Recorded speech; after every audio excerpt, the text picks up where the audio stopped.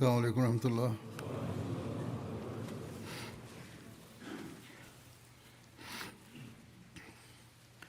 أشهد أن لا إله إلا الله وحده لا شريك له وأشهد أن محمدا عبده ورسوله أما بعد فأعوذ بالله من الشيطان الرجيم بسم الله الرحمن الرحيم الحمد لله رب العالمين الرحمن الرحيم مالك يوم الدين إياك نعبد وإياك نستعين اهدنا الصراط المستقيم صراط الذين أنعمت عليهم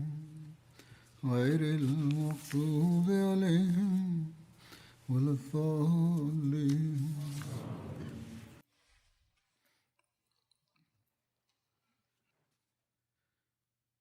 Dalam khutbah yang lalu telah disebutkan mengenai Hadrat Ka'ab bin Malik dan para sahabat lainnya yang tertinggal dalam Ghazwah Tabuk, dan juga ketidaksenangan Rasulullah SAW tentangnya. Mengenai hal ini, Hazrat Muslih Maud juga telah bersabda dan memberikan nasihat kepada jemaat dalam membahas ini. Beliau bersabda, dalam hadis disebutkan bahwa 3 orang mukmin juga tidak ikut serta dalam perang ini. Di antara mereka ada satu yang rincian panjang tentangnya terdapat dalam hadis. Sahabat itu, yakni Hazrat Ka'ab, berkata, ketika saya menemui Rasulullah SAW, setelah beliau kembali, saya bertanya kepada orang-orang, tolong ceritakan apakah ada orang lain yang tertinggal yang datang ataukah tidak, dan alasan apa yang mereka kemukakan serta bagaimana perlakuan terhadap mereka. Mereka memberitahu bahwa orang-orang yang datang langsung meminta maaf serta berkata, wahai Rasulullah SAW, berdoalah untuk pengampunan kami. Maka beliau SAW berdoa untuk mereka. Sahabat itu, yakni Hadrat Ka'ab, berkata, saya berpikir bahwa saya juga akan memberikan suatu alasan. Tetapi kemudian suatu pemikiran datang kepada saya dan saya bertanya kepada para sahabat, siapa-siapa saja yang telah datang? Ketika mereka menyebutkan nama-nama, semuanya adalah orang munafik. Hanya 2 orang mukmin yang namanya mereka sebutkan, di mana mereka memberitahu bahwa keduanya tidak memberikan alasan apapun, melainkan mengakui kesalahan mereka. Kemudian saya berkata dalam hati, mengapa saya harus bergabung dengan orang-orang munafik? Lebih baik daripada memberikan alasan-alasan yang pada hakikatnya tidak dapat disebut alasan, saya terus terang mengatakan bahwa saya telah salah dan Anda boleh memperlakukan saya sebagaimana Anda kehendaki. Maka ketika keyakinan ini datang, saya memutuskan untuk mengakui kesalahan, dan dengan demikian Allah Ta'ala menyelamatkan saya dari termasuk di antara orang-orang munafik. Maka saya pergi dan berkata terus terang kepada Rasulullah SAW, adalah kemalasan dan kelalaian saya yang menyebabkan saya tidak ikut serta dalam perang dan tidak ada alasan lain. Atas hal itu beliau SAW bersabda, hingga datang putusan dari Allah Ta'ala mengenai kalian, hubungan dengan kalian akan diputuskan. Nama sahabat ini adalah Ka'ab bin Malik. Hazrat Ka'ab menuturkan, kami sangat menderita karena hukuman ini, sebab di Madinah semuanya adalah orang Muslim, dan bahkan di antara orang-orang munafik pun tidak ada seorang pun yang berani berbicara dengannya. Saya telah menyampaikan rincian kisah ini secara singkat dalam khutbah sebelumnya. Beliau, Hazrat Muslih Maud, telah menyampaikan hal ini dalam khutbah dan kemudian sebagaimana saya sampaikan, beliau juga menasihati jemaat. Hazrat Muslih Maud bersabda, di sini, yakni di Qadian, saya telah menyaksikan, ini adalah tahun 1936, bahwa orang-orang yang dilarang untuk diajak berbicara, yakni mereka yang mendapat hukuman, Mereka juga pergi ke rumah-rumah Ahmadi di lingkungan mereka. Para Ahmadi di daerah itu entah tidur atau tidak tahu, mereka bahkan tidak menyadarinya. Beberapa orang Ahmadi di sini memelihara ular-ular, tetapi hendaklah mereka ingat bahwa ular-ular ini tidak dapat menggigit Allah, tidak pula Rasulnya, dan tidak pula khalifah. Ular-ular ini akan menggigit mereka yang memeliharanya. Kami berkat karunia Allah Ta'ala terlindungi, sebab kepada hamba yang Dia telah pilih untuk berada di bawah lindungannya, siapa yang dapat menggigitnya? Ular-ular ini akan menggigit mereka yang dapat mereka gigit. Dan sayang sekali bahwa mereka sambil menyaksikan bersikap acuh tak acuh terhadap gerakan ular-ular ini. Pada masa itu muncul beberapa fitnah yang menyebabkan beliau harus mengatakan hal ini. Singkatnya, di Madinah, beliau bersabda lebih lanjut bahwa di Madinah tidak ada seorang munafik pun yang dapat berbicara dengan mereka. Hazrat Ka'ab bin Malik radhiyallahu ta'ala anhu menuturkan, beberapa hari setelah perintah ini diketahui bahwa Rasulullah SAW bersabda bahwa istri dan anak-anak mereka pun harus berpisah dari mereka. Di antara kami bertiga, seorang sahabat yang sudah tua, istrinya pergi ke hadapan Rasulullah SAW dan berkata, "Wahai Rasulullah SAW, suami saya sudah mendekati wafatnya. Dia sudah tidak sanggup makan dan tidak dapat tidur. Dan karena usianya yang lanjut, setiap saat dia membutuhkan bantuan. Untuk hubungan suami istri, dia sudah tidak mampu lagi. Dan jika Anda mengizinkan, saya akan membantunya untuk urusan makan dan minum." Beliau bersabda, "Baiklah, izin sebatas itu diberikan." Atas hal ini terpikir oleh saya, Hazrat Ka'ab berkata, mengapa saya tidak berusaha untuk mendapatkan izin seperti itu untuk diri saya sendiri? Tetapi kemudian terpikir bahwa dia sudah tua sedangkan saya masih muda. Melakukan hal seperti itu tidaklah pantas bagi saya. Atas hal ini saya berkata kepada istri saya, "Pergilah engkau ke rumah orang tuamu. Jangan sampai terjadi bahwa saya memanggilmu dan engkau menolak. Saya sangat tidak yakin bahwa akan ada orang lain yang akan berbicara dengan saya." Ya, karena cinta dan kasih sayang Rasulullah SAW, saya tetap berpikir bahwa melihat penderitaan saya, beliau pasti akan merasa kasihan. Oleh karena itu, saya pergi ke majelis beliau dan dengan jelas mengucapkan Assalamualaikum. Kemudian saya memperhatikan apakah bibir beliau bergerak atau tidak. Tetapi beliau tidak menjawab dan saya bangkit dengan gelisah. Lalu pulang sambil berpikir bahwa bibir beliau pasti bergerak, tetapi saya tetap tidak dapat melihatnya. Oleh karena itu, pada saat itu saya bangkit dari majelis dan pergi. Kemudian kembali lagi dan dengan jelas mengucapkan Assalamualaikum, lalu memperhatikan bibir beliau lagi. Kemudian saya bangkit dan pulang, lalu pergi lagi, tetapi beliau tidak menjawab. Ya, beliau terkadang melirik ke arah saya dengan ujung mata. Hazrat Ka'ab menuturkan, ketika sudah banyak hari berlalu, saya pergi ke rumah sepupu saya. Dia sangat dekat kepada saya. Saya berkata kepadanya, "Wahai saudaraku, engkau adalah penjaga rahasiaku. Kita berdua selalu bersama dan tidak ada satupun urusan kita yang tersembunyi satu sama lain. Engkau sangat tahu bahwa saya adalah seorang muslim yang tulus dan tidak ada satupun kemunafikan dalam diriku. Hari ini saya datang kepadamu dengan gelisah untuk bertanya, katakanlah apakah saya seorang munafik?" Tetapi dia tidak memberikan jawaban apapun dan hanya mengangkat pandangannya ke arah langit, yang maksudnya adalah bahwa Allah dan Rasulnya yang lebih tahu. Hazrat Ka'ab menuturkan, ketika saudara seperti itu yang adalah penjaga rahasiaku memberiku jawaban ini, saya merasakan bahwa bumi telah menjadi sempit bagiku, dan dengan gelisah saya keluar lalu berjalan dengan tidak menentu menuju kota. Ketika sampai di dekat kota, seorang laki-laki mendekatiku dan bertanya, "Apakah engkau si Fulan?" Saya berkata, "Ya." Maka dia memberiku sebuah surat bahwa ini dikirim oleh Raja Fulan. Ia adalah seorang raja Kristen Arab yang berada di bawah kekuasaan Romawi. Saya membukanya dan membacanya.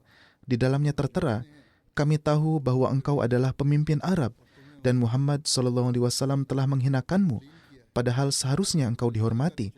Jika engkau datang kepadaku, maka aku akan memperlakukanmu dengan cara yang layak bagimu." Hazrat Ka'ab menuturkan, saudaraku telah memberiku jawaban yang membuatku sangat gelisah, yaitu ketika pergi ke kebun saudara sepupu. Ketika melihat surat itu, aku seperti terkena serangan jantung, dan aku berpikir bahwa ini adalah serangan terakhir setan. Jangan sampai kakiku tersandung. Dan aku berkata kepada utusan raja itu, "Ikutlah aku." Di suatu tempat ada seorang laki-laki yang menyalakan tungku. Aku merobek surat itu berkeping-keping dan melemparkannya ke dalam api dan berkata kepadanya, katakanlah kepada rajamu bahwa ini adalah jawabannya. Ini adalah saat-saat terakhir ujian dan kesulitan baginya. Akhirnya Allah Ta'ala menurunkan rahmatnya dan berfirman kepada Rasulullah SAW bahwa kesalahan mereka dimaafkan. Hazrat Muslim Maud di suatu tempat lagi bersabda, kisah Ka'ab bin Malik betapa penuh pelajaran. Beliau ikut bersama Nabi SAW dalam seluruh peperangan. Dalam Fatah Mekah pun, ia ikut bersama beliau, tetapi dalam Ghazwah Tabuk ia tertinggal karena kemalasan. Nabi SAW memberikan hukuman yang sangat keras kepadanya, sehingga beliau tidak menjawab salamnya. Seluruh kaum muslimin dilarang berbicara dengannya, bahkan istrinya pun dipisahkan darinya. Dalam keadaan seperti itu, utusan Raja Ghassan datang kepadanya dengan membawa surat yang di dalamnya tertera bahwa tuanmu tidak menghargaimu, maka datanglah kepadaku. Hazrat Ka'ab lalu melemparkan surat itu ke dalam tungku dengan mengatakan bahwa ini adalah serangan terakhir setan dan berkata kepada utusan itu, sampaikanlah pesan ini kepada rajamu.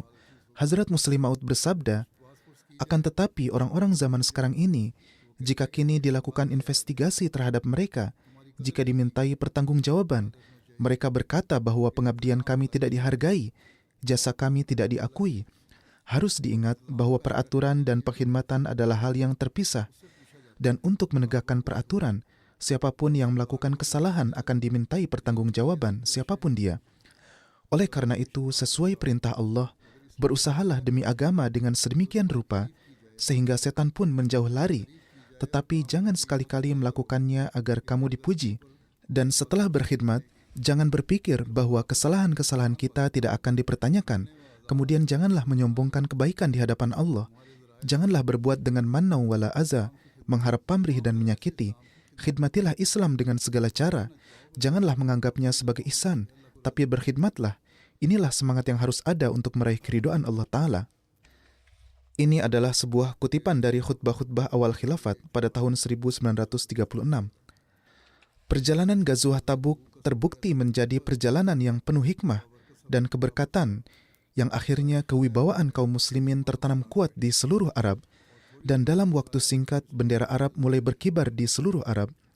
Maka mengenai hal ini juga Hazrat Muslim Maud telah menerangkan, beliau bersabda, setelah kembali dari Tabuk, penduduk Taif juga datang dan menerima ketaatan. Sebelumnya mereka berperang, kini mereka, suku-suku Arab datang berangsur-angsur, meminta untuk masuk ke dalam pemerintahan Islam. Dan dalam waktu yang singkat, bendera Islam berkibar di seluruh Arab. Setelah kepulangan, juga terjadi sebuah syariah yang disebut Syariah Hazrat Khalid bin Walid menuju Najran, menuju Banu Abdul Madan, yang adalah cabang Banu Haris bin Ka'ab. Abdul Madan yang kepadanya dinisbatkan nama suku tersebut adalah kakek moyang Banu Haris dan namanya adalah Amr bin Yazid. Menurut riwayat Ibnu Sa'ad, syariah ini terjadi pada Rabiul Awal tahun 10 Hijriah. Sedangkan menurut Ibnu Hisham, syariah ini terjadi pada Rabiul Akhir atau Jumadul Ula tahun 10 Hijriah. Dalam Siratun Nabi, Khatamun Nabiyyin, Hazrat Mirza Bashir Ahmad Sahib telah menyebutkan tanggal syariah Khalid bin Walid menuju Najran sebagai Rabiul Awal tahun 10 Hijriah. Rinciannya adalah sebagai berikut. Rasulullah SAW memerintahkan Hazrat Khalid agar sebelum berperang berusaha 3 kali untuk bertablik dan mengajak mereka memeluk Islam. Jika mereka menerima, maka itu lebih baik. Jika tidak, maka berperanglah. Artinya, jika mereka berusaha untuk berperang, maka kamu tetap 3 kali bertablik mengajak mereka untuk menerima ajaran Islam. Jika setelah itu mereka tetap ingin berperang, maka barulah baik. Berperanglah dengan mereka. Maka Hazrat Khalid melakukan hal demikian dan semua orang tersebut menjadi Muslim. Kemudian Hazrat Khalid menetap di tengah-tengah mereka, yakni melakukan tablik.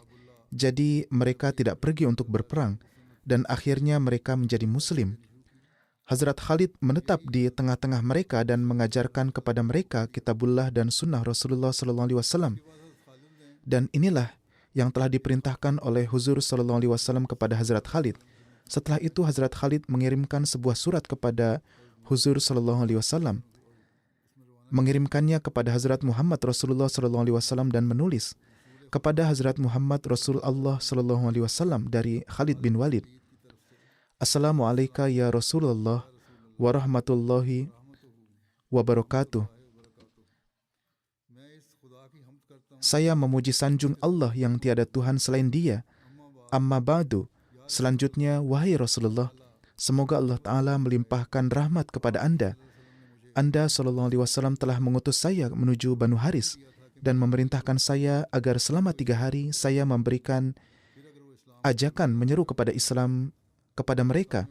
Kemudian jika mereka menerima Islam, maka saya tinggal di tengah-tengah mereka dan mengajarkan kepada mereka hukum-hukum Islam, Al-Quran Karim dan Sunnah Rasul. Dan jika mereka tidak menerima Islam, maka saya berperang dengan mereka. Di sini beberapa hal tidak disebutkan secara rinci atau ada tertera di tempat lain. Tetapi sesungguhnya Islam tidaklah diterima dengan pemaksaan dan kekerasan.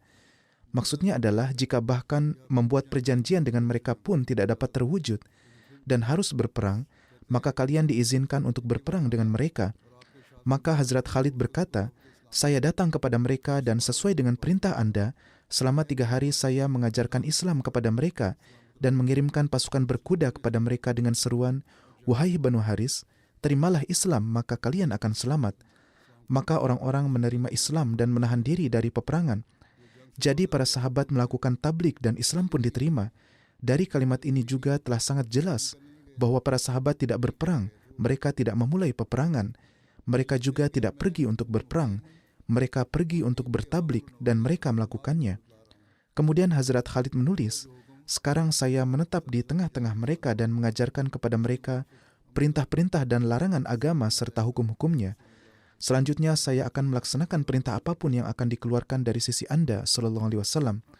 Wassalamualaikum ya Rasulullah warahmatullahi wabarakatuh. Huzur sallallahu alaihi wasallam dalam menjawab surat Hazrat Khalid ini bersabda, Bismillahirrahmanirrahim. Salam dari Muhammad Rasulullah kepada Khalid bin Walid.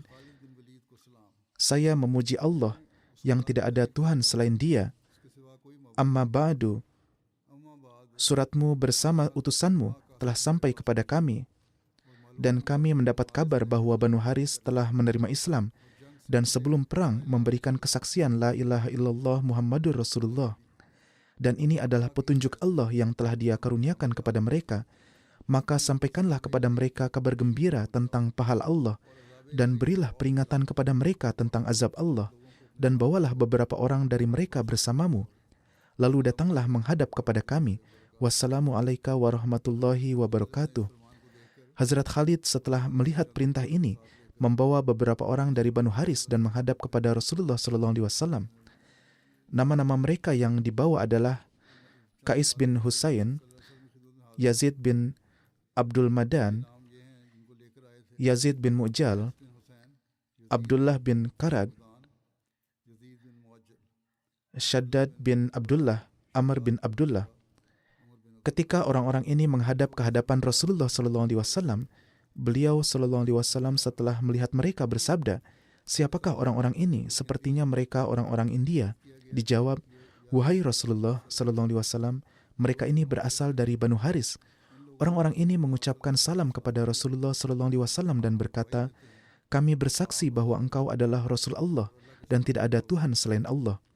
Rasulullah SAW bersabda, saya juga bersaksi bahwa tidak ada Tuhan selain Allah dan sesungguhnya saya adalah utusannya.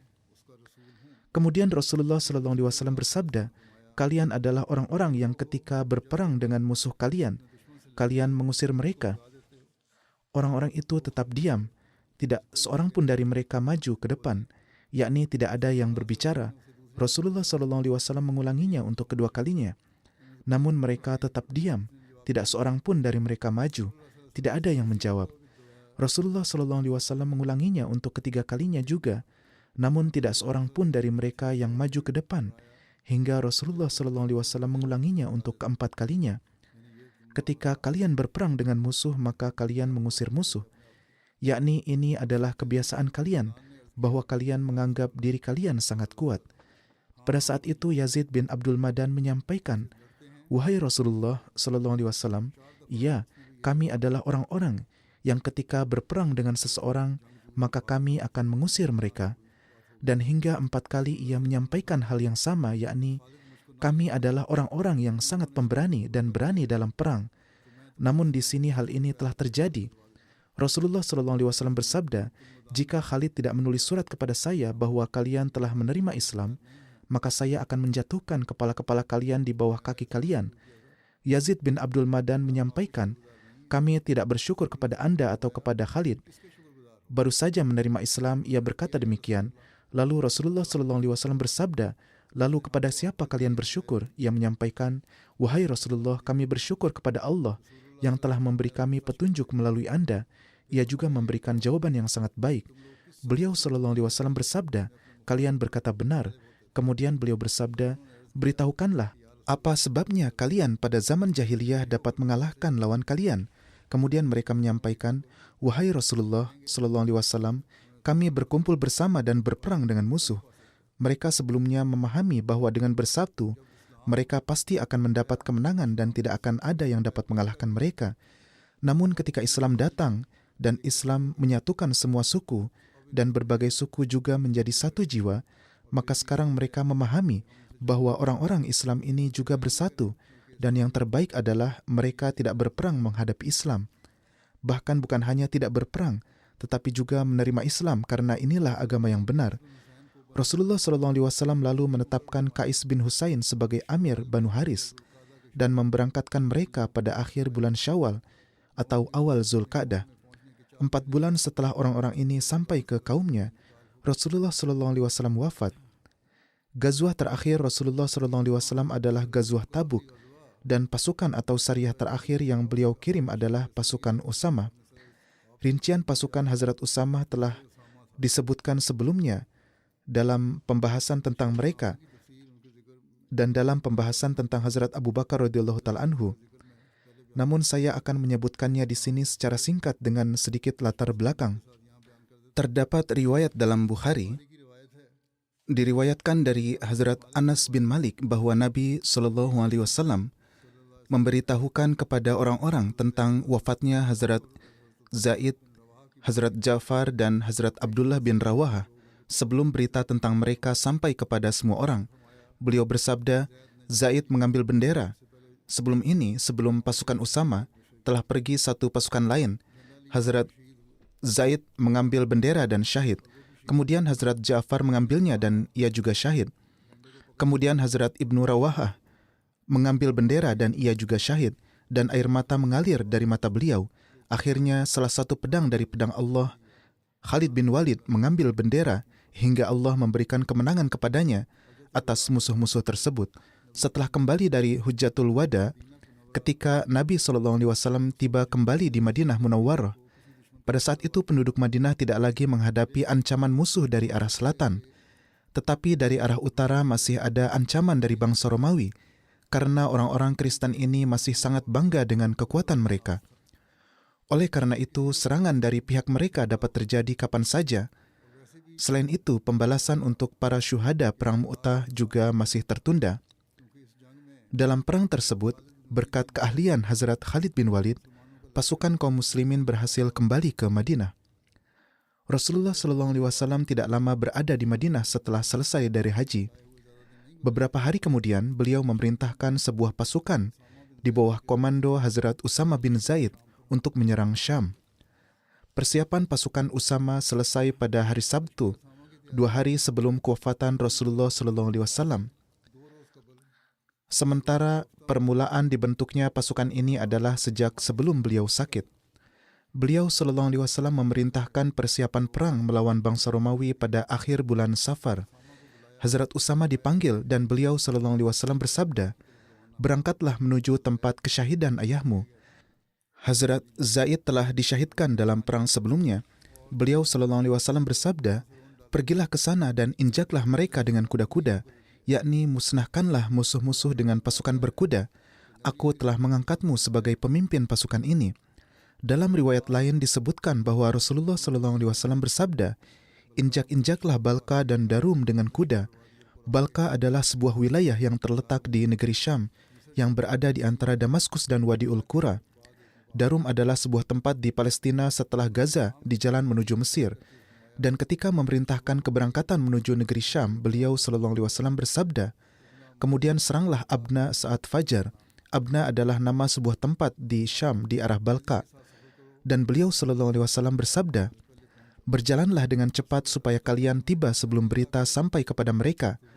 Maka jika Allah Ta'ala menganugerahkan kemenangan kepada kalian, persingkatlah tinggal di sana dan bawalah penunjuk jalan bersama kalian, dan utuslah para pemberi kabar dan mata-mata mendahului kalian. Rasulullah SAW mengikatkan sebuah bendera untuk Hazrat Usama dengan tangan beliau sendiri, kemudian bersabda, berjihadlah dengan nama Allah di jalannya, dan berperanglah melawan mereka yang mengingkari Allah, dan janganlah berkhianat. Janganlah membunuh anak-anak dan perempuan, dan janganlah menginginkan pertemuan dengan musuh. Kalimat ini juga menunjuk bahwa bagaimana menghadapi bahaya musuh, yakni jika musuh menyerang maka harus dihadapi, tetapi kalian tidak boleh menginginkan pertemuan dengan musuh. Maka beliau SAW bersabda, sesungguhnya kalian tidak mengetahui, barangkali kalian diuji karenanya, tetapi kalian berdoalah, ya Allah, Engkau cukuplah bagi kami dalam menghadapi mereka sebagaimana Engkau kehendaki, dan jauhkanlah kami dari peperangan dengan mereka. Doa ini juga diajarkan oleh beliau bahwa berperang tidaklah wajib. Jika perang dapat dihindari, maka hindarilah. Tetapi meskipun demikian, jika perang terjadi dan mereka berkumpul serta memprovokasi, maka wajib atas kalian bersikap tenang dan diam. Kemudian berperanglah dengan tenang dan penuh wibawa, dan janganlah kalian saling bertengkar. Jika tidak, kalian akan menjadi pengecut dan kewibawaan serta keagungan kalian akan hilang. Ciptakanlah persatuan dalam diri kalian dan berdoalah, ya Allah, kami adalah hamba-hambamu dan mereka pun hamba-hambamu. Dahi kami dan dahi mereka berada dalam genggaman kekuasaanmu, dan hanya Engkaulah yang dapat mencukupi kami menghadapi mereka. Dan ketahuilah bahwa surga berada di bawah naungan pedang-pedang. Hazrat Usama keluar membawa bendera yang telah diikatkan oleh Rasulullah SAW dan menyerahkannya kepada Hazrat Buraidah bin Husayb, serta mengumpulkan pasukan di tempat Juruf. Juruf adalah sebuah tempat yang berjarak 3 mil ke arah utara dari Madinah. Tidak ada seorang pun yang tersisa dari kalangan tokoh-tokoh terhormat Muhajirin dan Ansar, melainkan telah dipanggil untuk peperangan ini. Di antara mereka adalah Hazrat Abu Bakar, Hazrat Umar, Hazrat Abu Ubaidah bin Jarrah, Hazrat Sa'ad, Hazrat Sa'id bin Zaid, Hazrat Qatadah, Hazrat Salma. Semuanya ditempatkan di bawah komando Hazrat Usama. Beberapa orang mulai membicarakan hal ini dan berkata, anak muda ini sedang dijadikan pemimpin atas para muhajirin yang utama. Di antara mereka terdapat para sahabat yang sangat besar. Namun seorang anak muda dijadikan pemimpin atas mereka.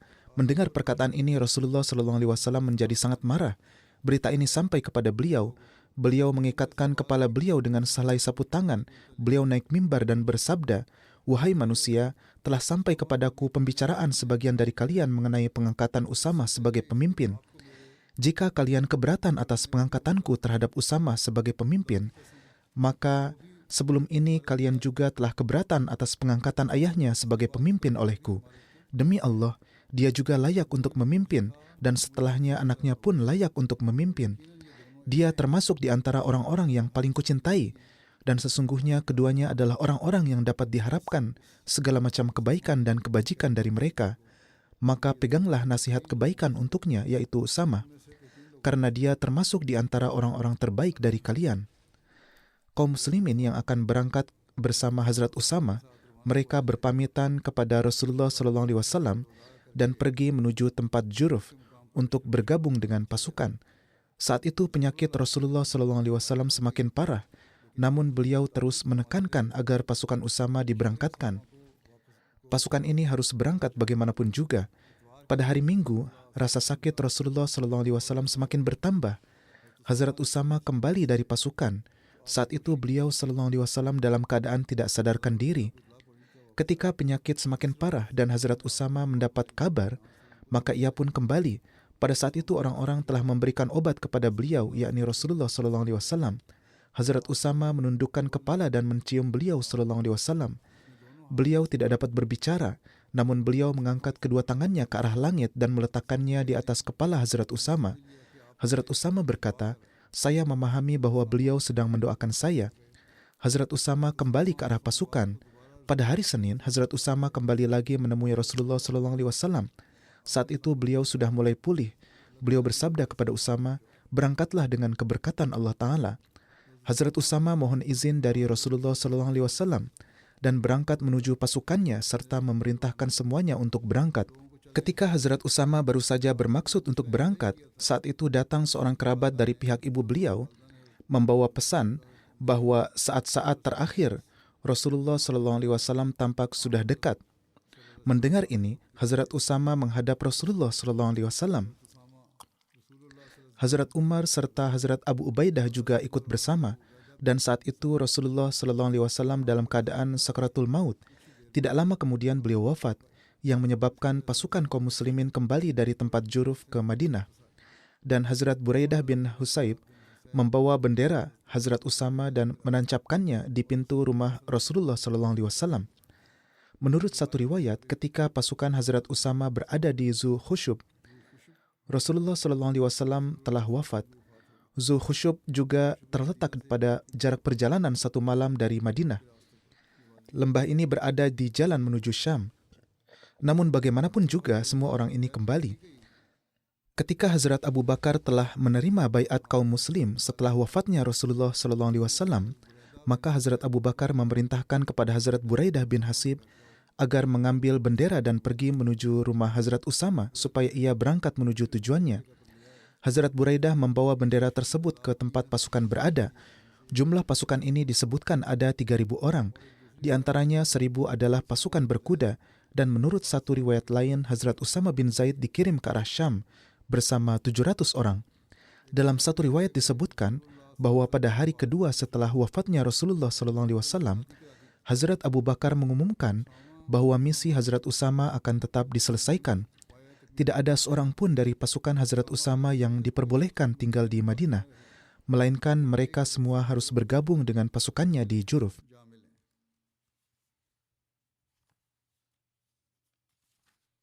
Hazrat Muslim Maud bersabda, ketika Rasulullah SAW wafat, maka seluruh Arab menjadi murtad, dan bahkan sosok-sosok pemberani seperti Hazrat Umar dan Hazrat Ali pun menjadi gelisah melihat fitnah ini. Rasulullah SAW menjelang wafatnya telah menyiapkan pasukan untuk menyerang wilayah Romawi dan mengangkat Hazrat Usama sebagai pemimpinnya. Pasukan ini belum berangkat ketika Rasulullah SAW wafat. Kemudian ketika setelah kewafatan beliau SAW, Arab menjadi murtad, maka para sahabat berpikir bahwa jika pada saat pemberontakan seperti ini, pasukan Hazrat Usama tetap dikirim untuk menyerang wilayah Romawi, maka yang tertinggal di Madinah hanyalah orang-orang tua, anak-anak dan para wanita, dan tidak akan ada pengaturan untuk penjagaan Madinah.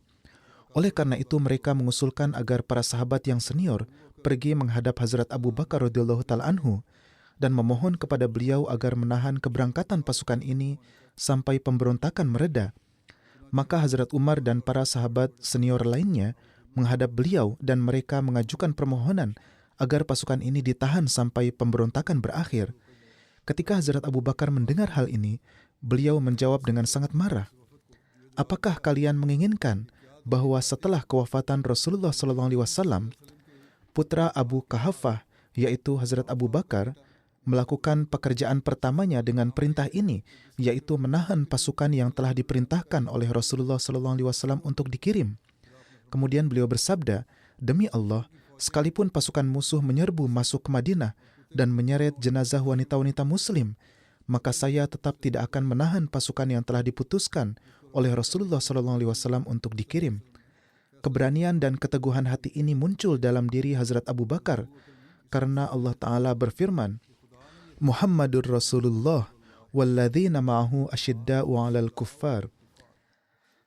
Sebagaimana ketika kabel yang biasa ketika disambungkan dengan listrik maka timbul kekuatan yang luar biasa di dalamnya, maka demikian pula sebagai hasil dari hubungan dengan Rasulullah SAW, para sahabat beliau juga menjadi perwujudan asyidda'u 'alal kuffar.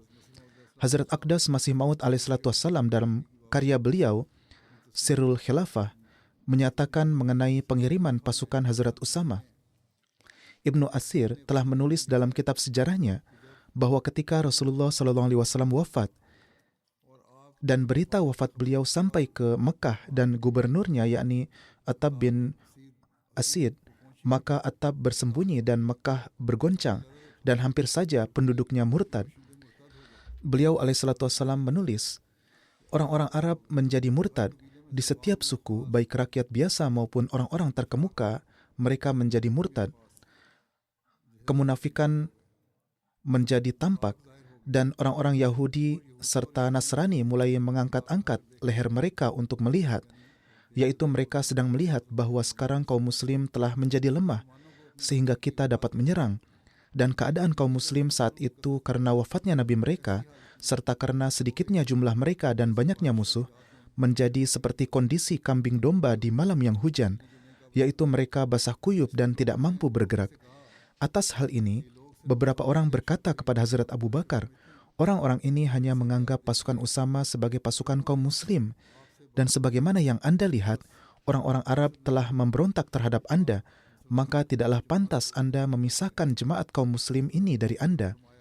Atas hal ini, Hazrat Abu Bakar bersabda, demi zat yang jiwaku berada dalam genggaman kekuasaannya, sekalipun aku yakin bahwa binatang buas akan menyergapku, aku tetap akan mengirim pasukan Usama sesuai dengan perintah Rasulullah SAW. Keputusan yang telah ditetapkan oleh Rasulullah SAW tidak dapat aku batalkan. Singkatnya, beliau menegakkan dan melaksanakan perintah Rasulullah SAW dengan sepenuhnya. Dan beliau memerintahkan para sahabat yang tergabung dalam pasukan Hazrat Usama untuk kembali bergabung dalam pasukan tersebut. Beliau bersabda, setiap orang yang sebelumnya tergabung dalam pasukan Usama dan yang telah diperintahkan oleh Rasulullah SAW untuk bergabung di dalamnya, sama sekali tidak boleh tertinggal, dan saya juga tidak akan mengizinkannya untuk tertinggal. Sekalipun ia harus berjalan kaki, ia harus tetap berangkat bersama pasukan tersebut. Alhasil tidak seorang pun yang tertinggal darinya, yakni semuanya berangkat. Bagaimanapun, mengenai pengiriman pasukan ini oleh Hazrat Abu Bakar, tertera juga bahwa ketika pasukan Usama berkumpul di tempat bernama Juruf sesuai perintah Hazrat Abu Bakar, maka Hazrat Abu Bakar sendiri pergi ke sana dan beliau melakukan pemeriksaan terhadap pasukan tersebut serta mengaturnya. Mengenai hal ini juga disebutkan bahwa Hazrat Abu Bakar bersabda kepada Hazrat Usama, jika Anda menganggap lebih baik, maka tinggalkanlah Hazrat Umar untuk membantu saya dalam urusan-urusan saya. Hal ini karena Hazrat Umar juga tergabung dalam pasukan tersebut, maka Hazrat Usama pun memberikan izin. Setelah peristiwa ini, setiap kali Hazrat Umar bertemu dengan Hazrat Usama, bahkan setelah terpilih menjadi khalifah, beliau menyapa dengan mengatakan, Assalamualaikum ya ayyuhal amir. Dan sebagai jawabannya, Hazrat Usama juga mengatakan, Ghafarallahu laka. Hazrat Abu Bakar memberikan petunjuk kepada Hazrat Usama, laksanakanlah semua yang telah diperintahkan oleh Rasulullah SAW kepadamu. Jangan ada kelalaian sedikit pun dalam melaksanakan perintah-perintah Rasulullah SAW. Rincian peperangan ini telah dijelaskan sebelumnya, jadi saya akan melewatkannya. Pasukan ini, sebagaimana yang telah disabdakan oleh Rasulullah SAW, kembali dengan keberhasilan. Musuh pun binasa atau menjadi tawanan. Dalam peperangan ini tidak ada satupun kerugian nyawa dari pihak kaum muslimin. Menurut riwayat-riwayat, pasukan ini kembali ke Madinah setelah berada di luar selama 40 hingga 70 hari. Hazrat Abu Bakar memiliki kecintaan yang begitu mendalam terhadap Rasulullah SAW, sehingga terhadap bendera yang telah diikat sendiri oleh Rasulullah SAW untuk Hazrat Usama, Hazrat Abu Bakar bersabda, bagaimana mungkin Ibnu Abi Quhafah membuka ikatan bendera yang telah diikat sendiri oleh Rasulullah SAW dengan tangannya sendiri. Oleh karena itu, setelah kepulangan pasukan Hazrat Usama, ikatan bendera tersebut tidak dibuka dan bendera itu kemudian tetap berada di rumah Hazrat Usama hingga wafatnya Hazrat Usama. Allahumma sholli ala Muhammadin wa ala ali Muhammad. Pembahasan ini selesai tentang gazuah-gazuah dan peperangan-peperangan. Ke depan beberapa segi lain dari sirat kehidupan Nabi akan dibahas. Insya Allah akan saya sampaikan. Pada saat ini saya juga ingin menyampaikan tentang 2 orang yang telah wafat dan akan memimpin jenazah mereka setelah ini insya Allah. Yang pertama adalah Azizur Rahman Khalid Sahib, mubalik jemaat. Baru-baru ini wafat di Amerika pada usia 89 tahun. Inna lillahi wa inna ilaihi raji'un. Kakek beliau adalah Hazrat Mia Rang Ali Sahib radhiyallahu ta'ala anhu, seorang sahabat Hazrat Masih Maud alaihi salatu wassalam. Tentang almarhum Azizur Rahman Khalid Sahib masuk ke jamiah adalah, beliau sendiri menuturkan, ketika saya di kelas 7 suatu hari di Ta'limul Islam High School dalam upacara, Hazrat Maulana Qadi Muhammad Nazir Sahib hadir dan memberikan ceramah tentang kebutuhan dan pentingnya memilih wakaf zindagi. Saat itu banyak siswa yang sangat tergerak hatinya oleh ceramah ini. Ketika ceramah selesai, beliau merasakan adanya dorongan untuk mewakafkan hidupnya dan beliau pun langsung pergi ke jamiah. Di sana setelah wawancara singkat, pada tahun 1960 beliau diterima di jamiah dan pada tahun 1969 beliau memperoleh syahid dari jamiah.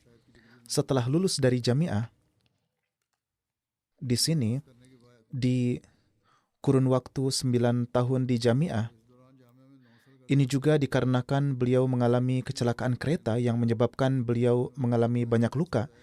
Jadi ada 2 tahun yang terbuang. Tetapi beliau tetap tidak kehilangan semangat dan nyawanya juga selamat. Dan beliau sering mengatakan berkat doa Hazrat Khalifatul Masih Salis rahimahullah, nyawa saya selamat. Setelah itu, setelah menjadi mubalik, beliau bertugas di Sierra Leone, Nigeria, Ghana, Tanzania, Zanzibar, lalu di Pakistan di berbagai tempat di mana beliau terus berkhidmat sebagai mubalik. Setelah itu, setelah kembali, beliau mendapat taufik berkhidmat di bawah Tahrik Jadid di kantor Wakalat Isya'at Rabwah. Cucu beliau, Hamzah Ubaidullah Sahib, yang adalah seorang mubalik dan baru lulus dari jamiah, menuturkan, almarhum Azizur Rahman Sahib sering menceritakan bahwa di Afrika ada masa ketika beliau hanya memasak beras, menaburkan garam di atasnya dan memakannya, dan tidak ada lauk atau makanan lain. Dan terkadang ada hari-hari ketika bahkan makanan pun tidak tersedia, yakni nasi pun tidak tersedia dan terkadang harus kelaparan selama beberapa hari. Ini adalah jasa-jasa para mubalik awal yang harus dijadikan teladan oleh para mubalik dan murabbi di masa kini. Anisur Rahman Anas Sahib, putra beliau, menuturkan, beliau tidak pernah membiarkan makanan terbuang sia-sia. Pada saat jalsah juga sering terjadi bahwa alih-alih mengambil makanan di piring, ketika di atas meja ada sisa-sisa potongan roti, beliau memakan itu saja. Beliau berkata bahwa jika Hazrat Masih Maud alaihissalatu wassalam dapat memakan potongan-potongan roti, maka mengapa saya tidak dapat memakannya? Sejak masa muda beliau sudah rutin tahajud. Beliau adalah seorang yang berakhlak baik, ramah, penuh simpati, pekerja keras dan setia. Beliau memiliki ikatan kuat dengan khilafat. Almarhum juga seorang musi. Beliau juga tinggal bersama saya di Ghana ketika saya berada di sana. Dengan kesetiaan yang besar, bekerja keras yang tinggi, dan penuh kesederhanaan, beliau melaksanakan pekerjaan jemaat. Beliau berkhidmat tanpa pamrih. Beliau memiliki 2 putra dan 3 putri serta banyak cucu. Semoga Allah Ta'ala menurunkan magfirat dan rahmat serta meninggikan derajat-derajatnya. Kedua adalah Mukarram Edi Humaydi Sahib. Beliau dari Indonesia. Beliau pada tanggal 22 November setelah mendapat karunia melaksanakan umrah, tiba-tiba jatuh sakit dan kemudian akibat penyakit itu, dalam usia 70 tahun wafat di Madinah Munawwarah. Inna lillahi wa inna ilaihi raji'un. Ahmadiyah masuk ke dalam keluarga beliau pada tahun 1930-an ketika paman beliau Muhammad Rauf Sahib melakukan baiat melalui Hazrat Maulana Rahmat Ali Sahib radhiyallahu ta'ala anhu. Setelah itu kakek dari pihak ibu dan ibu beliau juga melakukan baiat. Menantu beliau, Basuki Ahmad Sahib yang adalah seorang mubalik jemaat, beliau menuturkan, siang malam beliau memiliki keinginan mendalam untuk tablik dan juga beliau berkeinginan untuk mengorbankan nyawa di jalan tablik. Mubalik Sahib menuturkan, kapanpun kami berjumpa, tablik selalu menjadi topik beliau dan cara tablik beliau juga menjadi sumber inspirasi bagi banyak mubalik. Putri-putri beliau juga menulis, beliau pergi ke masjid sebelum azan dan menghabiskan waktu dalam zikir ilahi. Setiap hari beliau rutin tilawat Al-Quran Karim, membaca terjemahan dan tafsirnya, menandai ayat-ayat yang diperlukan untuk tabligh. Beliau tidak pernah meninggalkan sholat tahajud. Di usia 76 tahun pun, beliau melakukan perjalanan dengan sepeda motor untuk tabligh, dan beliau sering menasihati anak-anaknya, janganlah mengurangi pengorbanan harta. Ini adalah hak Allah. Sedapat mungkin lakukanlah pengorbanan sebanyak-banyaknya, dan hati-hati jangan sampai menggunakan 1 sen pun dari harta jemaat, karena akan diminta pertanggungjawabannya. Pemimpin grup beliau selama umrah menulis, selama umrah, beliau senantiasa mengatakan bahwa setelah kembali dari sini, saya akan melakukan tabligh dan akan memberitahu orang-orang bahwa anggota-anggota Jemaat Ahmadiyah melakukan ibadah haji di Mekah. Dokter yang memeriksa beliau ketika beliau jatuh sakit mengatakan, ketika akhirnya beliau wafat, dokter berkata, Allah Ta'ala mencintai kebaikan-kebaikan beliau sehingga mendapat kehormatan dimakamkan di Jannatul Baqi. Ketika wafat di sana, maka pemakaman beliau pun dilakukan di sana di Jannatul Baqi. Sekarang di Pakistan, orang-orang tidak membiarkan kita para Ahmadi memakamkan para Ahmadi di pemakaman, dan jika ada kuburan Muslim lain yang berdekatan, maka mereka berkata jangan mendekati kuburannya, sementara Allah Ta'ala memberikan kesempatan kepada beliau untuk dimakamkan di Jannatul Baqi. Sekarang mereka silakan saja mengeluarkan kuburan beliau dari sana, tetapi apakah mereka memiliki kekuatan sebesar itu? Mereka sendiri yang akan menemui kesudahan mereka sekarang, insya Allah. Yakni para maulwi penentang ini. Sekretaris Tabligh Indonesia, Gunawan Wardi Sahib menuturkan, beliau adalah seorang da'i yang berhasil dan sangat bersemangat dan benar-benar menjadikan semboyan ini sebagai bagian dari hidupnya, yaitu jangan sampai ada hari pun berlalu tanpa tabligh. Beliau memiliki sebuah sepeda motor tua, dan dengan naik sepeda motor itu beliau bepergian ke desa-desa yang jauh, dan untuk jemaat-jemaat di daerah-daerah yang ada penentangan, di sana pun beliau pergi. Dan akhirnya ratusan orang melakukan baiat melalui tabligh beliau.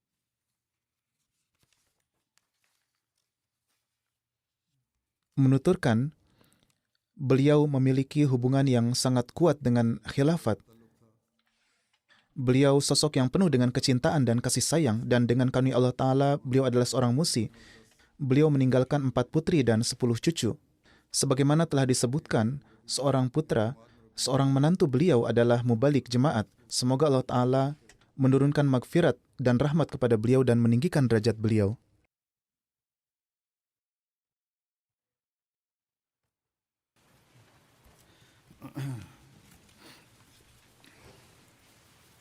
Alhamdulillah, nahmaduhu wa nasta'inuhu wa nastaghfiruhu wa nu'minu bihi wa natawakkalu alayhi wa na'udhu billahi min shururi anfusina wa min sayyiati a'malina. Man yahdihillahu fala mudilla lahu ومن يضلل فلا هادي له ونشهد أن لا إله إلا الله ونشهد أن محمدا عبده ورسوله. عباد الله رحمكم الله إن الله يأمر بالعدل والإحسان وإيتاء ذي القربى وينهى عن الفحشاء والمنكر والبغي يعظكم لعلكم تذكرون.